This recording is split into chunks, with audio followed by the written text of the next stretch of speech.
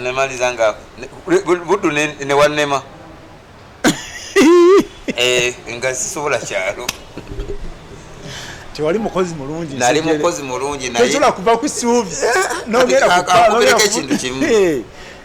omwami bamuyita Sekasamba ye yali programs manager wa radio buddu era gyali ne mugana naye mukama wange wano nze nga sibitegeera ebyekyalo sibitegeera Masaka yali kyalo biseera kati ono omukulu gwenkugambye ali ku telefayini n'aŋŋamba nogo tumugubi kati mbaziira tone n'abagamba omusajja mukuba waki omusajja amanyi loko sport oyo mbaziira yabagamba ti omusajja tuyina anyina loko sport ate mbaza kuva ddanga namo keremetika sport saako kati nabagamba kati nze balinga go baali basumuludde obuki obusumuluzi basindika sitamye nenzerayo nze ku paalo nenzerayo ku ki bademu nebakwaniriza ipaalo tibalina busumu Haji Abdulkarim Kalisa muganda w'omugenzi Anas Kalisa ne omugenzi Anas Kalisa nagamba yangamba omugenzi Anas Kalisa ngamba obadde bakiyita bade prodigal son ayina we yakyogera nemugamba nti nkomyewo nagamba webale kudda nebakwaniriza buto nebanyaniriza nenzirayo gye natandika ku radio nenjikulembera gwe PD nga nze munene programs director wali HR nali mwami Kawoya Weri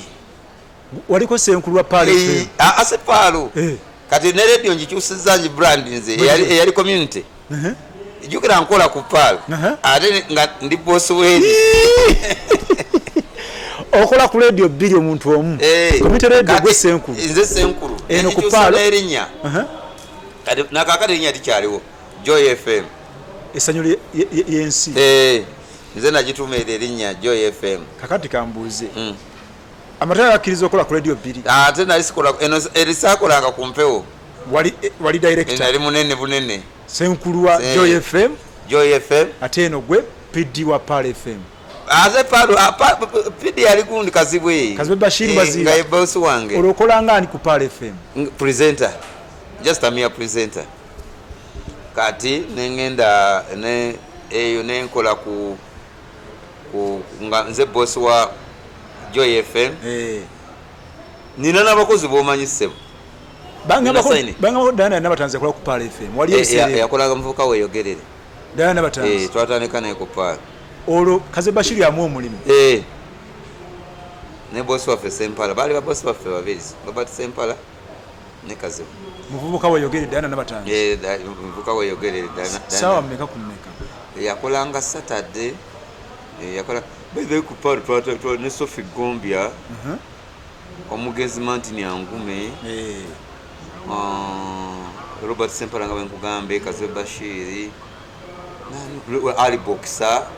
ali ku Sanyuka TV Ali Boxer Nyombi Muhamudu ayina ne institution gyagula waawo nga tukola ku Pale boyogera ku Dana n'abatanzi omuntu ayinza okwewunya nti Dana n'abatanzi Sempala ati tuli ku Pale FM radio y'abasiraamu bafuna batumukisa kola ku obusiraamu bukkiriza nti essaawa yonna omuntu asobola okusiramuka ekituufu era omuntu okujjako avudde mu busiraamu omusiraamu gwagamba nti omurutad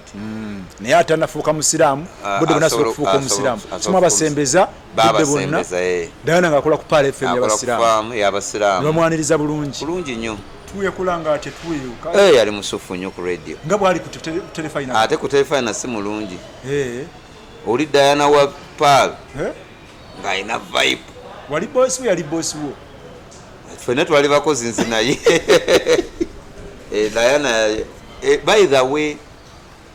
waliwo njogera yagamba nti akaana kambaata akukana kambaata katuufu Diana kana kambaata avudde mabega nga yekolera ekintu yekolera okubamu akafaananyi nga oli mu society y'abasiraamu nga toli oyiya webikirira obeerewo ebiseera ebyo babosi baffe yali mwaka ki 2014 2015 twatandika naye ku bbaala. Yes. Ajjukira waliwo Haji Abdulkarim Kalisa, Edini Maulana, Dr. Semuwemba, si dokita wa mpiso wa bitabo, Dr. omugenzi Anas Kalisa, waliwo omusajja omulala bamu Mwarabu Rajabu, nga basajja bali strict nnyo abali ku pala ebiseera bali ku pala. Dana wakoleraawo ne Robert Sempala, naye nga Sempala no boss. Sempala yakolanga ani? Yali nga yakulira ebigenda ku mpewo abe mukiriwe production manager nga bula Martinus Kachiri nga yemu Robert Sempala jukiro bamuje kusubi bavayo kusubi babiri ne Bashir Mbazira